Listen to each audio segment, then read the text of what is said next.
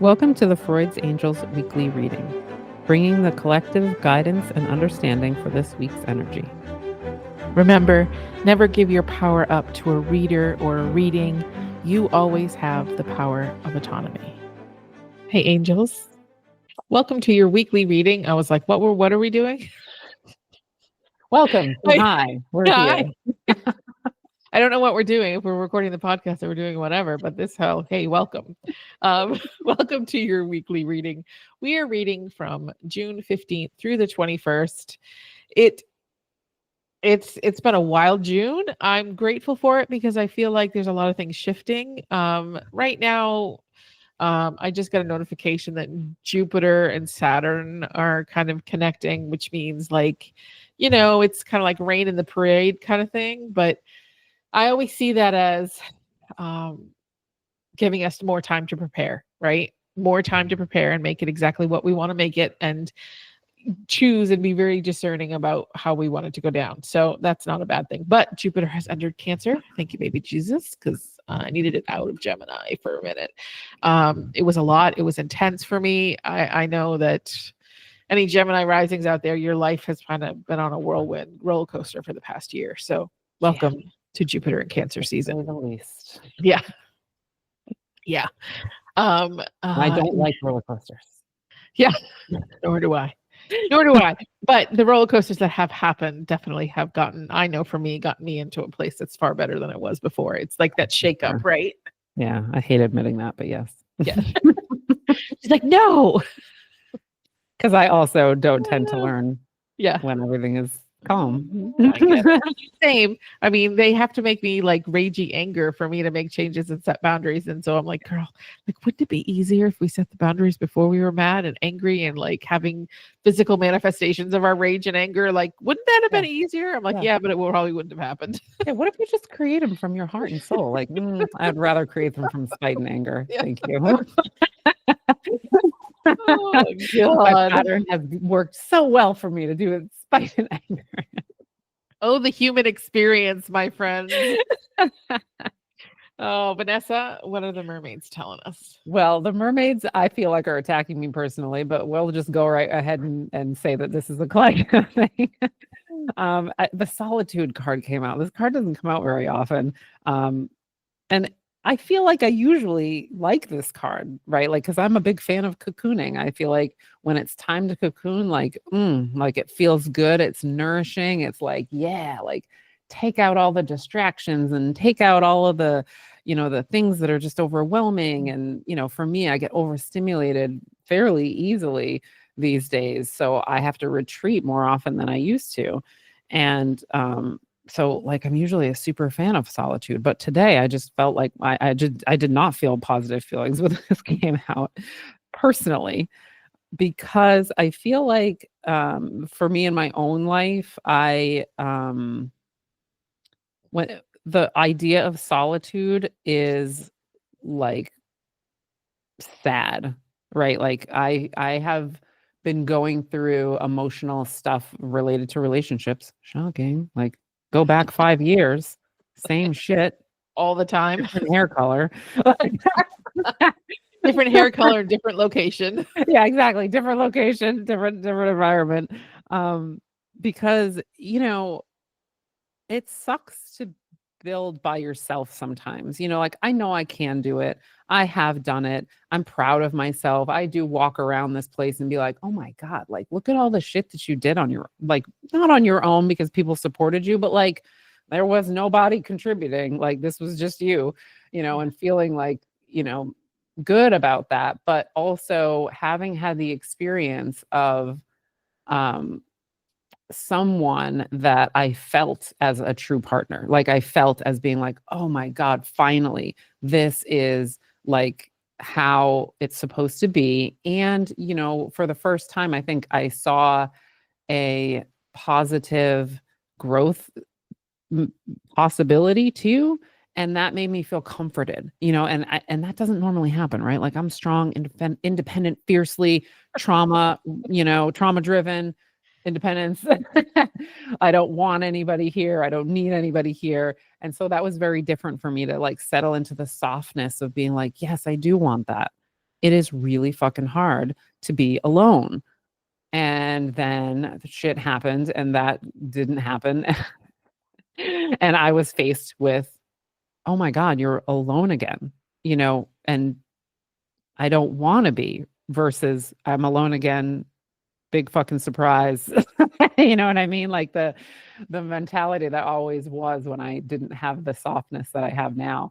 So seeing that card, it feels like a retreat into yourself, and kind of reevaluating what you really want and what you really need, and like kind of shedding skin. So that's what, to get out of the personal shit show that this created for me, like in the collective, it's a dark card, but there's sun coming through the clouds, and it is hitting on the water, very, very slightly. It's probably moonlight actually, but the mermaid looks content. The mermaid is like, it's definitely like, looks like she is like melting into a rock that she might be sitting on. Like it's really like actually a comforting card of being able to like nurture yourself and really evaluate in without outside stimulation, like who you are, what you want, what you really need in your life versus all of that outside noise. So using solitude as a tool instead of like falling into it, or,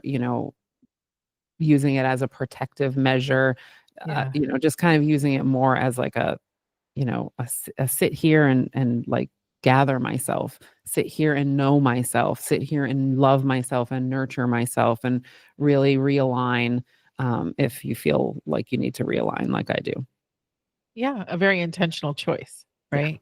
Mhm. I mean, in moving here, I feel like I'm choosing solitude, not because I need to be protective, but it's a permission to process and heal and do the way things that I need to do without needing to fulfill other people's needs, and to give myself that opportunity, which I think is why I haven't gone out and made friends yet. You know what I mean? Mhm. Like, I just feel like if I do that, my attention and my focus will be shifted off of what I'm doing now. And Mhm. to me, I don't want to. I'm more Mhm. interested in what I'm creating and what I'm healing, right? And Mhm. so yeah, no, because I used to, I mean, that's why I married a Canadian and moved to Canada, was because I was afraid I was going to be alone the rest of my life. Yeah. And that's like solitude and trauma. But, Yeah. this time it's like, it's that choice, that intentional choice. So yeah. Mhm. Um, the surrender card today, this week, is surrender denial. I'm Accept people. leaving the podcast right Yeah. now. And Vanessa's out. Just me. You've lost me. Accept people and situations exactly as they are without denying the difficulties.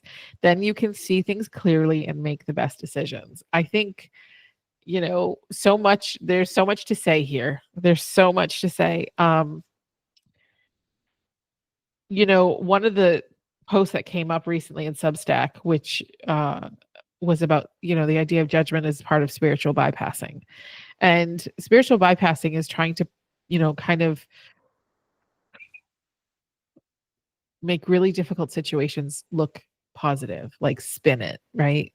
Sometimes that works, but for the most part, it's a way of us overriding our feelings and denying and invalidating our experience.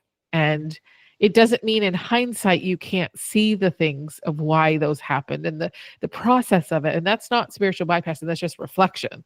But in the moment when you're like, well, it wouldn't happen if it wasn't for a reason, or like there's some sort of other spiritual cliche saying to get yourself to like force yourself to accept, like change the perspective of whatever it is. When we can sit in the moment and be like, wow, that really sucked. And I really feel X. Like, I feel betrayed. I feel abandoned. I feel angry. I feel hurt. Whatever that is, the quicker we kind of have the moment of understanding and we process and we offer ourselves what we need, so we don't have to make that be a part. We don't have to create a part around that situation in order to process later because we don't want to do it now. And I know sometimes you can't. There's some moments where you can't process right there. You can, it's an unfolding of things, an unfolding of, like therapy or talking it out or working it out in whatever way that you do. And so part of part of the process, I think, in surrendering denial is to give yourself the grace and the validation of how you feel about the situation, because it is your truth. Even if it's not the truth of the situation, it is what your truth is in the situation, which matters. And when you kind of gaslight yourself with these spiritual bypassing, you're kind of telling yourself all your feelings don't matter. And then again, it just creates more cellular memory, more moments where you have to unpack in therapy a few years down the road. So, and I think combining that with solitude, I think that's part of the process, right? When you're surrendering denial, you're giving yourself the space. And for me, solitude is necessary. I'm very susceptible to people's opinions and energy and what they're thinking and feeling. And yeah, I'm an air sign. I always will be that way.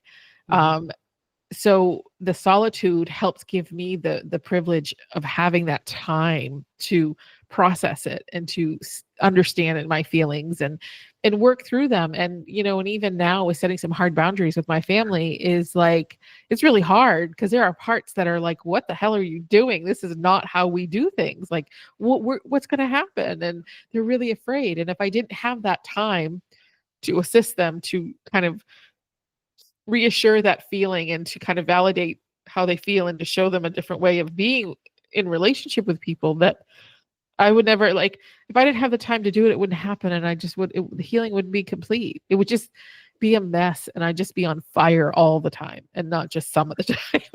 Yeah, that's true. I mean, it's totally true. And denial is like a big factor in like the things that I do sometimes, right? So I'll just push forward with what I believe or what I want to believe and push and push and push and push. And then, if I could just surrender and understand my own denial, I would get in less problems.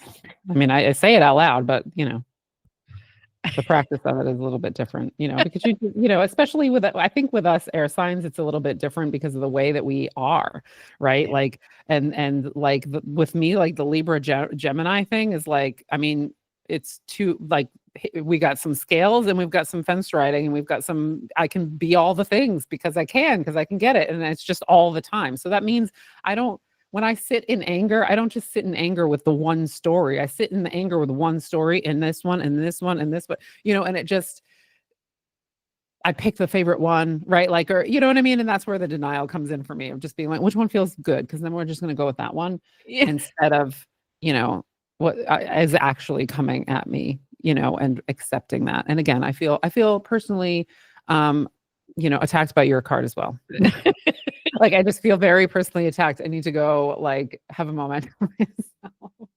Not because I'm in true denial, but just in, like, sometimes what's in front of us isn't what we want to be in front of us. And it doesn't mean that it is never going to be in front of us, but it's that, like, that emotional response that you get to it, like, where denial can also mean you're denying that it could ever happen because it's not happening right now. It's really just, our belief systems and where we're going with them. So I'm definitely like, you know what? Stop picking on me. Yeah. I get it.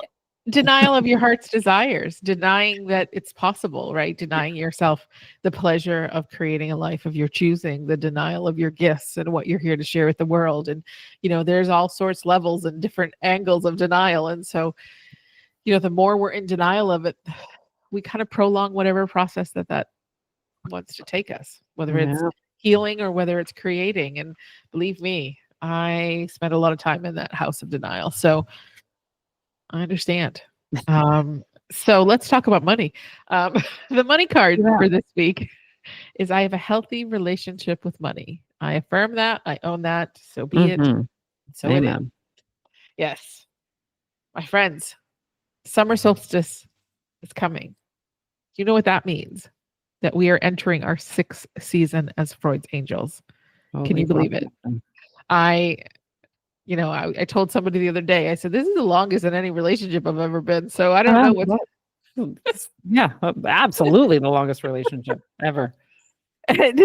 So I hope that, maybe we'll do something around it or after it or something to commemorate our 6th year, whatever that is. Maybe it's a spontaneous live at some point in our life. I don't know when. We had to cancel the last live due to me. again. That's okay. We get to do what we want to do, right? We're not tied to a schedule because this is ours and we love you all. We hope you have a good week. And if you need us, you know where to find us. Take care, everybody, and have a good week. Hey, love ya. Thanks for listening. We hope we gave you something to support your journey. Check out our Facebook or Instagram page to connect with us. Have a great week.